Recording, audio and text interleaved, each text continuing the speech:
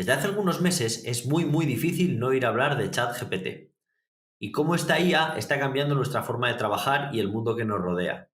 Y es que las inteligencias artificiales generativas son espectaculares cuando las usamos y nos hacen soñar con un montón de casos de usos futuristas. Google es una de las grandes a nivel de inteligencia artificial y se ha ganado el derecho a ser uno de los players en esta revolución que viene. Hace poco presentó la suite de Gen AI que nos permite llevar a nuestras empresas la potencia de estos modelos y sacarle partido lo antes posible. Para hablar de esto, hoy ha venido en el programa Ángel Delgado, del equipo de estrategia tecnológica de Paradigma y concretamente especialista en Machine Learning. También tenemos el programa a José Berenguer, un habitual y miembro del equipo de Goodly. A mi lado, como siempre, está el gran Óscar Ferrer. Yo soy Tomás Calleja, esto es Como conocían nuestro cloud, dentro intro y empezamos. Estás escuchando Cómo conocía nuestro cloud, un podcast en el que hablaremos sobre Google Cloud y cómo sacarle el máximo partido a los servicios que ofrece, de una manera imparcial y amena. Bueno, hola a todos y un placer tenerte aquí, Ángel, como invitado, ¿vale? A José también como invitado, pero a José que no lo ha visto, así que no te sientas mal, José. Hoy hay que dar la bienvenida a Ángel. Pues nada, vamos a hablar de un tema que ahora mismo no se habla de otra cosa, ¿no? Y no solamente en el mundo tecnológico, sino incluso también en el mundo de los medios y las noticias, ¿no? El tema de la IA generativa. Y como todos sabéis, pues este podcast va sobre Google Cloud y pues vamos a hablar un poco de Google, ¿no? Y ya que tenemos a Ángel de invitado y bueno, y que igual no es tan fanboy de Google como lo podemos ser nosotros, pues yo te quería preguntar, ¿no? ¿Cómo ves a Google en este mundo, ¿no?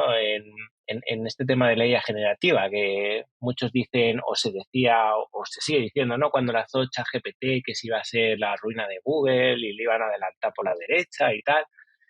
¿Qué opinión tienes tú de qué pasa con Google? Hawk, pues qué pregunta más buena, ¿no? Porque Sí. realmente yo creo que a todos nos ha pillado un poco fuera de juego todo esto que ha pasado con ChatGPT, no nos lo esperábamos, incluso los que estábamos metidos en inteligencia artificial, ¿no? Que de repente hubiese ese boom.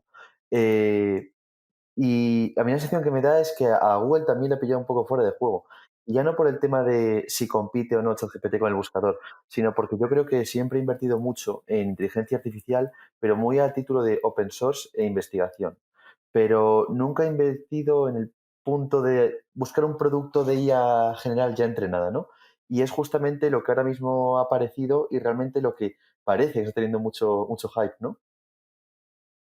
Sí, un poco como la sensación de que tenía algo en el horno y que de repente lo tiene que sacar rapidísimo porque le están adelantando por la derecha, no tanto a lo mejor a nivel tecnológico, sino como a nivel de la conversación de la calle, ¿no? Y esa posición de liderazgo que tenía y no era discutida, pues se ha abierto el debate. Sí, Sí, y luego encima además tuvo como una puesta en escena, yo creo que fruto de la rapidez, un poco torpe con el tema de Bart, ¿no? Y intentó hacer rápido una rueda de prensa sacando Bart y demás, y como tú dices, yo creo que salió el bizcocho todavía un poco crudo por dentro. Tuvo una puesta en escena un poco torpe que tampoco ayudó, ¿no? sí, tampoco es sorpresa para nadie que Google lleva utilizando IA desde hace muchísimos años y es como su baluarte, ¿no? Y como dice Ángel, yo creo que le han pillado las prisas y ha tenido que anunciar algo un poco más rápido de lo que tenía en el roadmap, me parece a mí. A mí la sensación que me da ya un poco desde el punto de vista de estar dentro de inteligencia artificial, ¿no? Es que Google fue el primero en sacar como un framework de inteligencia artificial, ¿no? Open source completamente, que fue TensorFlow en su día, ¿no? Creo que fue en 2017. Realmente, cuando nadie planteaba esto, ¿no? Creo que ellos tenían un poco la idea de que a base de investigar o de trabajar en open source, ¿no? Y que además también hiciesen un trabajo de investigación profundo en qué tipo de arquitecturas de redes neuronales a nivel matemático funcionaban mejor, la gente iba a adoptar ese framework como un estándar y luego después realmente su modelo de negocio iba a ser proveer en su cloud, ¿no? Un sistema de despliegue de ese estándar o de automatización del desarrollo. Pero realmente lo que hemos visto es que yo creo no es tan sencillo, ¿no? Porque el nivel de adquisición del conocimiento de programar con ese framework es muy complejo, tampoco se ha convertido realmente en un estándar tan fuerte. Ha aparecido otros players ahí como PyTorch de Facebook. Y claro, ahí quien ha ganado realmente es ahora OpenAI, que no se ha puesto a jugar a la competición de voy a sacar un producto, un framework de inteligencia artificial, sino te voy a dar la inteligencia artificial ya generada. Ujú. Sí, es cierto lo que dices, ¿no? Que Google siempre se le ha dado muy bien lo de sacar frameworks open source que luego convierten en estándar de factos y luego sacar rentabilidad de eso, ¿no? La prueba es Kubernetes, pero vamos, como Kubernetes otros muchos. Y la verdad es que nunca me había yo para pensar con el tema de TensorFlow, pero sí, sí, toda la razón. De hecho, Google ahora lo que pone un poco en su defensa, ¿no? De que está haciendo ahora es todo el tema de su contribución al open source durante todos estos años y que realmente han sido uno de los principales movers, ¿no? A nivel de inteligencia artificial a nivel mundial, ¿no? Y ahora están un Bueno, poco como... los Transformers, ¿no? Que es una de las tecnologías. Me estoy adelantando un poco, ¿no? Pero los Transformers viene de una investigación de Google. Aquí yo quería hacer la pregunta, ¿pensáis que se le pueden quitar con esto las ganas a Google de seguir compartiendo cosas? A lo mejor los papers cada vez son menos y dice, bueno, pues a lo mejor no voy a compartir que no tanto, ¿no? Como hacía. Yo no lo tengo del todo claro, fíjate, porque es verdad que es un buen punto que hay mucha investigación, o sea, en los productos que están apareciendo de la inteligencia artificial están sostenidos sobre la investigación que ha hecho Google o la inversión que ha hecho Google y otros, ¿no? En investigación. Pero sí que es cierto que también esa investigación se dio un poco de sinergias con otras organizaciones, incluso ya no empresas, ¿no? Por ejemplo, Stanford también ya no hablamos del mundo open source, ya no hablamos de tecnología, hablamos de investigación puramente, ¿no? Google también ha sacado tajada de eso y ha hecho sinergia, ¿no? Con organizaciones, universidades, otros sitios de investigación, ¿no? De hecho, hay veces que no ha sido directamente por investigación interna, hay veces que investigadores que ya eran conocidos de antes del mundo de inteligencia artificial los ha fichado. Pues, por ejemplo, Jeffrey Hinton, que hace poco salió, pero bueno, ha estado también metido mucho tiempo, Joshua Bengio, Nikolov, son gente que realmente ha aportado mucho a Google, pero no se han creado en Google, ¿no? Y realmente si Google cerrase todo ese área de investigación para una promoción o un desarrollo de productos internos, creo que no hubiese llegado tampoco al punto de sacar un producto como OpenAI. Ujú. El caso es que ahora mismo Google en la parte de IA, para el que no lo sepa, tenía dos principales subempresas, por decirlo así, ¿no? Que era Google Brain y DeepMind. Y ahora con todo este tema del open source y demás, fíjate que lo que han hecho es unificar las dos empresas en una. Y yo creo que a mí me da la sensación, por un poco los mensajes que he leído y he escuchado, como que ahora esa única empresa está trabajando para generar negocio para Google, mientras que yo tengo el feeling de que antes era un poco más investigador y que Altruista, tenía ¿no? sí, tenía su propia hoja de ruta a modo de investigación, quizás con más sinergias con las universidades también, y que ahora es como han dicho, mira, ponte a trabajar para Google con los objetivos de negocio que ellos te pongan y vete viendo qué se puede hacer. Es una sensación un poco subjetiva, de mensajes que he leído y demás. Pero bueno, si deja de contribuir al open source, yo creo que no va a dejar, obviamente, pero si empieza a no dar tanta información, va a ser un poco pena. Y lo peor de todo es que al final vamos a ir perjudicados todos, en realidad. Esto es un poco para todos. Incluida Google. Sí. Incluida la propia Google, por lo que comentabas, Ángel, que tienes toda la razón, que cuando das a la comunidad también recibes. Pero También os digo una cosa, yo, fíjate, creo que este debate ha aparecido con el tema, un concepto que comentaremos ahora seguramente en siguientes puntos, el de la IA generativa, ¿no? Porque realmente parece que todo esto de Google se lo han robado ahora de repente con los Transformers y tal, un concepto que os mencionado antes, pero Google, para que lo tengamos en mente, había hecho muchos más conceptos teóricos de redes neuronales antes y que han sido muy útiles, pero realmente no habían tenido tanto impacto en un producto. O sea, pues por ejemplo, en Computer Vision, ¿no? Que es un tema que se ha hablado un montón, las redes Inception, que era un concepto de red, lo crearon ellos a nivel teórico. El concepto de Transformer también. pero no ha sido hasta el momento en el que hemos hecho los Transformers y un poco orientados a resolución de tareas, cuando no ha aparecido el tema este de decir, hostia, que de repente le están robando, le están quitando el pastel a Google, ¿no? Y con esto está relacionado muy con el concepto de IAs generativas. Ujú.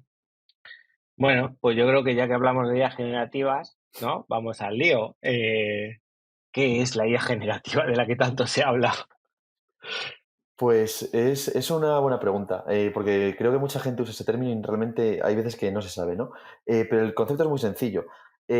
Por ejemplo, con lo que comentaba antes de computer vision y demás, digamos que eran eh, inteligencias artificiales que estaban muy orientadas para predecir, detectar, medir cosas. Pues, por ejemplo, las redes Inception que comentaba antes, la tarea más común para que se usaban era pasarle una imagen y detectar los objetos que había dentro de la imagen, ¿no? Y eso permitía un poco entender la imagen. Pero era muy orientado a IAs que son capaces de predecir cosas. Pero estos últimos, y digo muy, muy últimos años, han aparecido IAs que son capaces de generar contenido. No predecir cosas, sino generar contenido que muchas veces puede imitar el contenido que generaría un humano, por ejemplo, texto, imágenes, dibujos. Todas esas IAs que no tienen un objetivo de predicción, de detección, sino de generación de contenido son las IAs generativas. Pero este tipo de IAs ya llevan tiempo, porque yo me acuerdo de las noticias de hace unos años que decían, pues han hecho un arte con inteligencia artificial y la han colado en el MoMA y ha habido uno que la quería comprar. Y noticias de estas sí llevan un tiempo saliendo. Sí, eso es verdad. Yo creo que el boom ha sido un poco en dos cosas distintas. Primero, yo creo que en estos últimos años esto ha sido ya un avance no tanto de investigación, ¿no? Porque todo esto de inteligencia artificial hay como dos líneas o dos lecturas. La lectura de la investigación y la lectura de la tecnología. Hay veces que la investigación no avanza, pero la tecnología sí, y permite un modelo que era teórico y no se podía llegar a mejorar, mejorarlo a nivel tecnológico. Y hay veces que la tecnología no avanza, pero teóricamente descubrimos algo nuevo, ¿no? Entonces yo creo que lo que ha pasado estos últimos, muy, muy últimos años, o meses incluso, es que realmente IAs que antes generaban imágenes que, bueno, eran un poco abstractas, sí, podían pasar por un filtro artístico más o menos bien, de repente ya no es que pasen por un filtro artístico, es que imitan la imagen que puede ser una foto real y te la cuelan. Tú realmente crees que es una foto realista. Ahí es cuando realmente la gente ha dicho, hostia, que esto viene en serio. Sí, Sí, sí, sobre claro. todo también acercándolo al producto de consumo, ¿no? ¿Cuántas millones de personas hay intentando probar el prompt de ChatGPT, por ejemplo? Es que es hay un Sí, montón de... decían que era el producto que más había crecido de la historia, ¿no? En la adquisición de usuarios, ¿no? En pocos meses había llegado, no me acuerdo, era al millón de usuarios, a los 3 millones, no me acuerdo, pero hacían una comparativa, ¿no? De que era el producto que más rápida adopción había tenido de toda la historia digital. Sí, no solo el chat, también Dalí tiene, no sé cuál es el número de usuarios, pero también muchísimo y mucha gente ya empieza a hacer sus propias Ujú. cosas, generando sus propias imágenes y propios diseños. Sí, o sea, ha sido una explosión y en muy poco tiempo ya está hasta en la sopa. De todas formas, yo creo que hay una diferencia importante entre Dalí y los modelos tipo Dalí, Midjourney, Stable Diffusion, aunque no es un producto, pero bueno, y OpenAI, ¿no? O GPT, o concretamente ChatGPT. Son dos cosas muy importantes, distintas. La primera es que ChatGPT ha conseguido que lo conozca mi padre, que para mí eso me parece una locura, que completamente agnóstico de la tecnología no conoce nada ni toca un ordenador y de repente eso lo conoce, ¿no? O sea, que tenéis la capacidad de alcanzar esos usuarios a mí me parece una locura, ¿no? Pero luego después hay otro factor diferencial que es un poco, ya no por el producto como tal, sino por el concepto este de los Large Language Model, ¿no? Que ya hablaremos todavía a continuación, los LLM. ¿Qué han conseguido este tipo de modelos? Pues que ya no es que hagan algo o que sean IAs generativas que generan muy bien contenido. Es que hemos visto que a base de simplemente hacer la tarea de intentar imitar a hablar, han aprendido a razonar. O sea, ya no es que digan texto que parece humano, es que si tú le pones un problema, en el hecho de generar el texto respondiendo a ese problema, razonan correctamente la respuesta. Entonces, ahí es donde ha surgido el boom, ¿no? Porque ya no es el concepto de IA generativa, es el concepto de inteligencia artificial general. no es que sea capaz de generar texto, es que es capaz de resolver cualquier problema o problemas muy genéricos. O sea, problemas realmente para los que no han sido entrenados explícitamente, ¿no? Exacto, a lo mejor sí que ha sido un poco en los ejemplos que tenía de entrenamiento, explícitamente tenía esos ejemplos, ¿no? Pero el tema está en que la tarea como tal para que estaba entrenada o la arquitectura de la red era eh, generar texto. Pero es que en ese Ujú, texto está el razonamiento, ¿no? Entonces es lo que, pues, modelos de imagen son capaces de imitar muy bien contenido real. Pues, por ejemplo, una imagen, no sé, puedes crear una imagen que parece una persona, que a nivel de generación tiene una calidad muy alta. Pero no es capaz de, si le pones, por ejemplo, una imagen 2 más 2 y tiene que completar la imagen, poner un 4 después. No tiene esa capacidad de abstracción que sí que hemos conseguido. Y un poco eso es lo que no se esperaba nadie, yo creo, con modelos de lenguaje. Con modelos de lenguaje tú le pones 2 más 2 en texto y te pone el 4 después. Entonces ya no es ujú. que hable o ya no es que escriba, es que razona. Vale. Sí, O es sea que que, razona y hace un montón de tareas, ¿no? Que le puedes decir, pues hazme un resumen, dime acciones que quiero comprar, ¿no? Dime qué coche se adapta mejor a mi tamaño de maletero y carrito, ¿no? Así, sí, es lo que tú Exacto, dices, que son un poco listos ya. exacto. y yo Incluso, aquí, claro, hablando un poco de los LLMs, ¿no? Que acabas de mencionar, eh, para la gente menos metida en el mundo de la IA y demás, ¿cuál es la principal diferencia, ¿no? De los modelos de los que veníamos hablando? Porque yo creo que hay mucha gente que pensará, bueno, pero chatbots ya existían, ¿no? Ya existían chatbots más o menos inteligentes con los que tú mm, hablabas y eran más o menos inteligentes. ¿Qué diferencia, cuál es la revolución, ¿no? De estos mm. LLMs? Joder, pues es una pregunta muy buena y la verdad es que es un poco difícil, porque sí que es verdad que esto no ha sido un trabajo de que de repente alguien dé con la tecla y todo tenga sentido, ¿no? O se pueda pasar de los modelos de lenguaje, porque el término un poco en investigación es modelo de lenguaje, ¿no? De todo esto. Se pase de modelos de lenguaje que no funcionan a que de repente funcionen, ¿no? Ha sido muy ir corrigiendo las cosas que había e ir llegando a lo que tenemos ahora mismo. Eh, pero sí creo que ha habido un punto o una contribución que fue un poco la que abrió la línea de investigación que ha llevado al punto al que estamos ahora, que es el concepto de atención. ¿Qué es el concepto de atención? Pues bueno, realmente lo que pasaba con los modelos de lenguaje antiguos era que a lo mejor en una frase muy corta lo hacían bien o clasificaban bien el contenido el- no sé, el sentimiento del texto Ujú. o de la categoría o de la temática o el resumen, pero cuando le pasaba un texto más largo, pues a lo mejor se confundían, ¿no? O cuando, por ejemplo, cambias el tipo de vocabulario de un tono más coloquial a un tono más culto, también. Y hubo, creo que fue por 2017 o 2018, no me acuerdo, una investigación o una propuesta para la arquitectura esta de redes neuronales en las que ya no es que simplemente usasen redes neuronales para todo esto, es que añadieron una capa intermedia que no le decía a red solo, mira, aparece esta palabra, esta palabra, esta palabra, no. Le decía además, pero fíjate más en esta, ¿vale?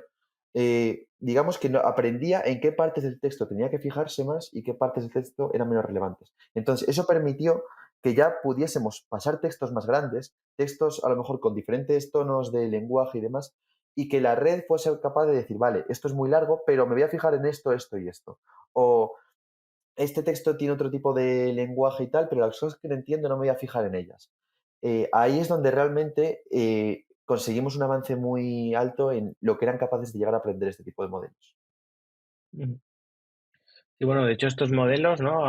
Que hablas ahora del volumen, se caracterizan porque son modelos con una volumetría altísima, ¿no? De petabytes de datos, que de hecho Mm, no sé si lo entendí bien, pero en una charla que estuve de Google entendí que incluso en hacer un modelo fundacional tardan meses en entrenarlo, que es una exacto, barbaridad, meses de máquinas trabajando para entrenar ese modelo. Eso iba a decir, que no es meses en el ordenador que tenemos en casa o que pensemos que es muy bueno, Claro, sino claro. son meses en sistemas distribuidos con muchos procesadores dedicados a esto. Genial. Pues si os parece, vamos a ir un poco aterrizando, ¿no? Hemos hablado de la IA generativa y de estos modelos nuevos, ¿no? De estos modelos grandes. Y pues Google al final, como como era de esperar, pues ha llegado también, ¿no? a todo esto, a estos servicios. Entonces, ya presentó BART, que ahora hablaremos un poco de la diferencia de BART y lo que nos ha presentado. Y en el Google I.O. también presentó, BART lo hizo con anterioridad, pero en el último Google I.O. también presentó la nueva suite de servicios de IA generativa. Entonces, pues a mí me gustaría que nos contáis un poco, pues un poco esta suite de servicios, ¿no? ¿Qué es lo que ofrece Google en IA generativa? Pues aquí, como hemos comentado antes, hay que separar entre dos grandes grupos, que es el producto para consumo, que en este caso el de Google se llama BART y es la competencia directa de ChatGPT y otros, que viene siendo un modelo preentrenado al que tú puedes interactuar pues, con un prompt o con lo que sea. Y por otro lado está los servicios empresariales, que aquí, por un lado está el Gen AI, que es toda esta parte que hablábamos de IA generativa, y luego está la integración con Workspaces, que es la suite de ofimática online, por decirlo de alguna manera, de que tiene Google disponible en Internet y que también está integrada con estos modelos.